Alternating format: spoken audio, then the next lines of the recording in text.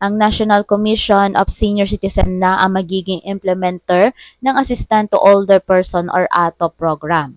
Opisyal nang inilipat ng Department of Social Welfare and Development or DSWD ang programa sa NCSC sa isiginawang Memorandum of Agreement o MOA signing ceremony nitong Webes sa pagitan ni DSWD Secretary Rex Gatchalian at NCSC Chairperson Attorney Franklin Quijano. Sa pamamagitan ng kasunduan, matatanggap ng NCSC mula sa DSWD ang natitirang 1.7 million pesos na pondo ng ATO para sa pagpapatupad ng mga programa, proyekto at aktibidad para sa mga nakakatandang Pilipino. Ipapasa ito sa inyo, alagaan ninyo ito ng mabuti. Naniniwala ako na mapapalago ninyo ito and later on we can start talking about the bigger programs or the bigger POPs in the department.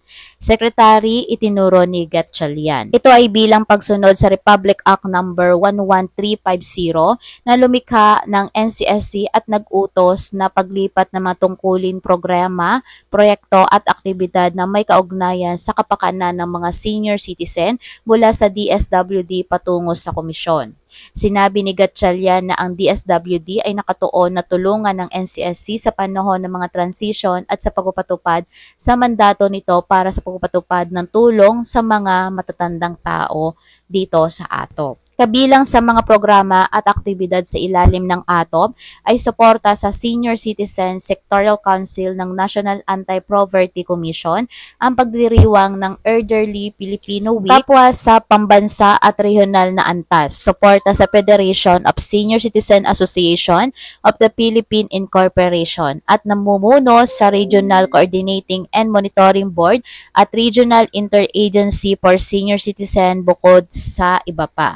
Ang DSWD ay nasa proseso din ng paglilipat sa NCSC ng iba pang mga senior citizen program tulad ng Social Pension for Indigent Senior Citizen Program at pagpapatupad ng Centenarian Act of 2016 sa NCSC. Ang Social Pension for Indigent Senior Citizen ay nagbibigay ng 1,000 buwan ng pensyon sa mga mahihirap na senior citizen na ibibigay kada 6 na buwan. Gayunpaman, tanging ang mga senior citizen na nasa ilalim ng mga sumusunod na kategorya ang karapat-dapat tumanggap ng buwan ng pensyon.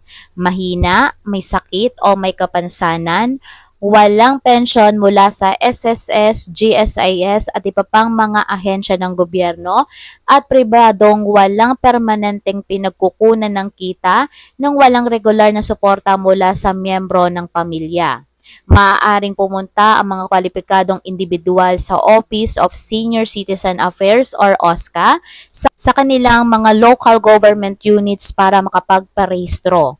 So, kailangan lang nila magdala ng accomplishment application form, OSCA ID o anumang valid ID or government valid ID na may petsa ng kapanganakan at kanilang birth certificate.